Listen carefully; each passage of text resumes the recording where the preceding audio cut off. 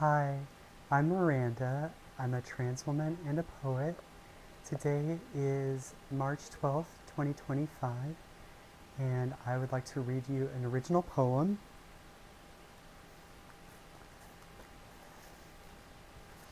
This is called Oil Change.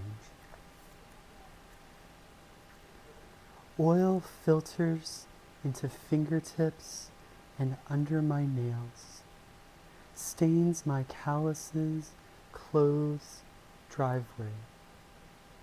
Now it's 5,000 miles, millions of years old, drained into a tub I'll take to the disposal downtown, where it still doesn't cease its pouring, dripping, leaking.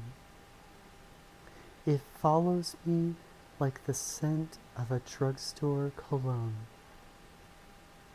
Even when I pour 5 new quarts over the old cylinder heads, the used oil remains with me, shrugging off shower and scrub, coarse brush that rubs my skin raw, but cannot erase the stain.